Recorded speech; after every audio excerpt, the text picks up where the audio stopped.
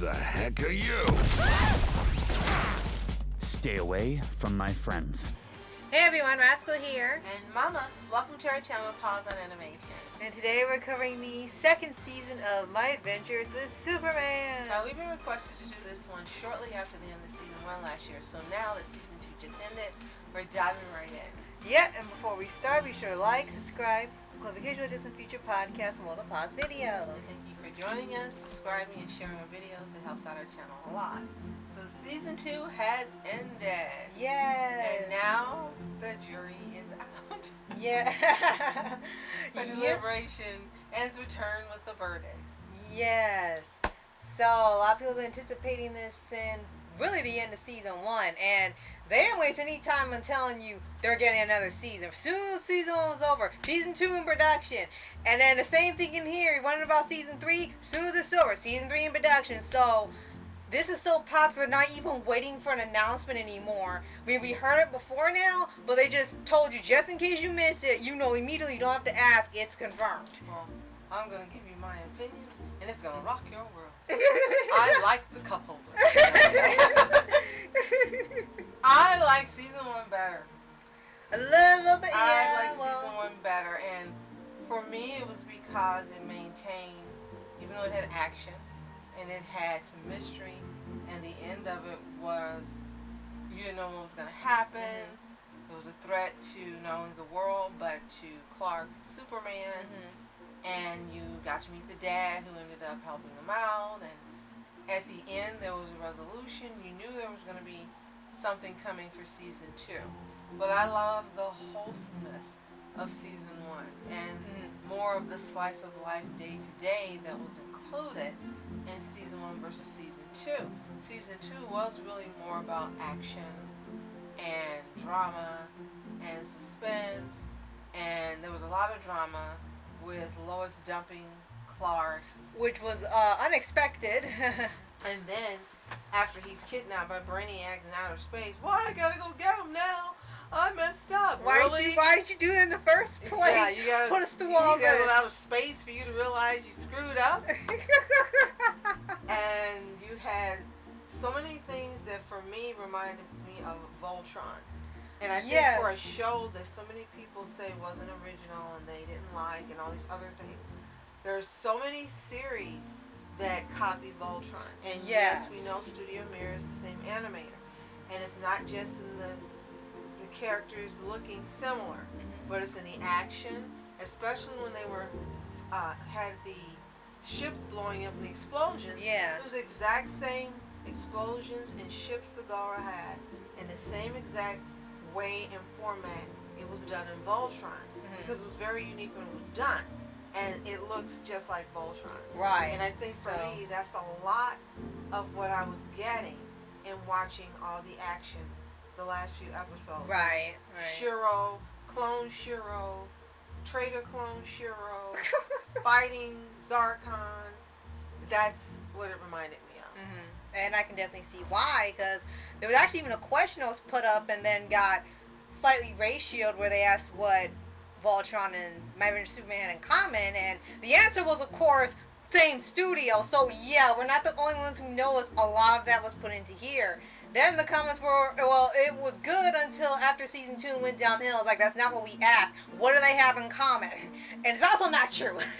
But I think they ended up using a lot of Voltron resources for this. Remember last season there was a bunch of designs that looked like Voltron. I guess they heard a lot of stuff looked eerily similar. So to not bother people who still are traumatized by this show for some reason, they did instead the action sequences. And like you said, when they were battling in space and then fighting Brainiac, this version is leaning towards more a tyrannical ruler, where the other's version of Brainiac wanted to collect, gather data, and destroy things, which was already part of the character, but it was a little more tactical and stuff, had no emotion.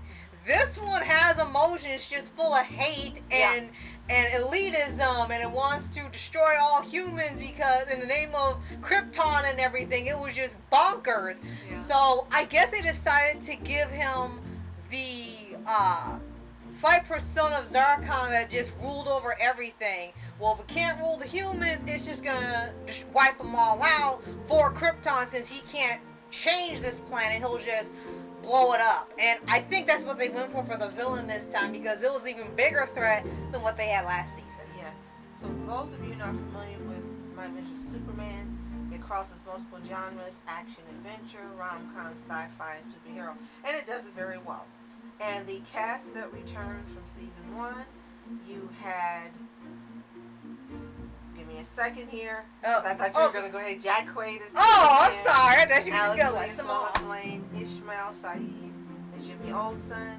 And you had Daryl Brown as Perry White. Mm-hmm. We can stop and just tell you that everyone that was in season 1 returned for season 2. Mm-hmm. We had a late addition of Lex Luthor, voiced by Max Millman, which really was a surprise for me that he was voicing this character. And then, as you mentioned, you had the addition of Brainiac, and he was voiced by Michael Emerson, who used to be on Point of Interest and a couple other shows. He's a great actor. Which I was surprised. Really surprised that it was him. I kind of expected Keith David, the way they had built up this villain. And that was a really great thing to have the same cast return. You had some secondary characters that took more of the forefront this season. Mm-hmm. And, besides having Jimmy having more episodes and Lois having more episodes, whether with Clark or not, new characters. They're not secondary, they're main trio. Right, but I mean, as far as like some who were villains and who were kind of anti-heroes. Yeah, and by the end of the season, I guess one flaw, I think. Yeah, I think one flaw I see, like, at the end of the season, I mean, we're glad it had a happy ending, because I think it would have been a little depressing if they went through all that and then they ended on a dark cliffhanger. They already had, like, 3 of them this season. They had the addition of some new characters. They introduced John Henry Irons, who I think from the title they were trying to parody Full Metal Alchemist. They call it Full Metal Scientist. Well, before you said the return of Heat Wave, I wanted you to mention. Yes, and Livewire. Yes, I'm getting to that. And I don't think they knew who he was for the parody. He was either Al or Ed, and I have no idea anymore. There's 2 scientists. Yeah. I'm guessing he's Al because he's got the giant suit, and then Dr. Stone, literally. Dr. Stone, I guess he's Ed. I'm guessing. Yeah. But as you said, the villains returned that were now anti-heroes: Livewire, Heatwave, Mala, the Brain. The ones who got thrown to jail last season, they're good now. And I think it's a little concerning. It's like, well, everyone that came in here is about to be a hero now, or at least, like you said, a anti-hero. And I guess now the only villain really is Waller and Luthor, because everyone else kind of were formed at the end. So it's kind of funny, all these past DC villains, at least for Superman, they've introduced in here, and now they're good guys. So I wonder how it's going to play out when they get to season 3. Maybe they want them to have more allies instead of enemies. Maybe. And that means season 3 should be more interesting unless they go the same route of having, a super villain and the Voltron action sequence and so forth. I really hope they don't go there. I would like to see something different season 3. Not, like you said, tyrannical villain. Yeah. I don't want to see that again. I want to see something. Maybe there could actually be like a cross between the 2. Now, I do know online there were some people saying to them it was slow starting, probably because of more of the slice of life. Yeah, because they have then another thing that probably put people in confusion, like it did us, is having her dad be there, and then she's working out problems with her dad, which we thought had already happened last season. Right. But no, they brought up more problems where she felt abandonment issues, and he didn't pay attention. And they showed the backstory and all that. He didn't listen to her, and they showed the backstory, and then he runs off and disappears, and it was like, you had a nice conclusion, season 1. This really was not needed. I do agree with some people where they should have just gotten to the storyline for this season. We didn't need to see that. It really didn't help the story. Not really. It was just some filler and fluff for people who wanted some extra, like when they had literally a bachelor party type thing they had in one of the episodes. People were just kind of interested to see where their top people in Metropolis, and then you looked and you're like, okay, I guess Superman is the biggest one here. So depending on how you look at it. And then Lois broke up with him because she was jealous because He talked to one He person. she thought that Clark was interested in. She looks like Frost, just big. I know that's not her name. She's actually someone Is from it the Mist? comics. No, I no, think, no, that's the no. guy. She's someone that was actually in the comics that Clark did date Silver for a Same time. Guy? Yes. Okay. I Yeah, have to think he about actually did date in the comics, so I guess they were trying to throw people off thinking this was gonna be a competition. But here's the thing: this Clark was so clueless. He Right. was just being nice, and he wasn't looking at her like that. And then when she ran off, well, he ran to her, so he was never interested in her. Right. And Cloud was interested in him, but I think it was more of just for the power couple thing and the tank. Probably, She cause like, really ooh. didn't like Superman, and then and then Lois breaks up with Clark because she thought that he liked. Why did they do that? And it's like it was I think that drama was wasn't necessary. Yeah, because it was over so quickly, and then tell him, look, your love isn't for cowards. If you love me, I tell him, it's like, I kind of wish you resolved that before he got dragged into space. Yeah. Which leads us to the biggest part of this season was the introduction of Supergirl, who was an entirely different take this time.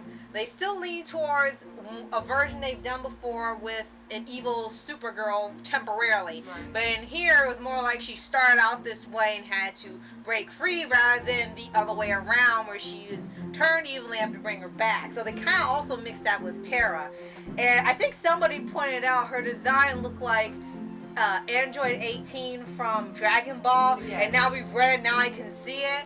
When you design someone after 17, call me then. But it was funny because you were thinking of this threat is coming, and they threw you off with having this whole little mini slice of life B-plot where she hung out with Jimmy thinking he was the leader of Earth. Like, yeah, he's just and walking Earth's around. Temptations. And Like, she looked at him. temptation! Like, what?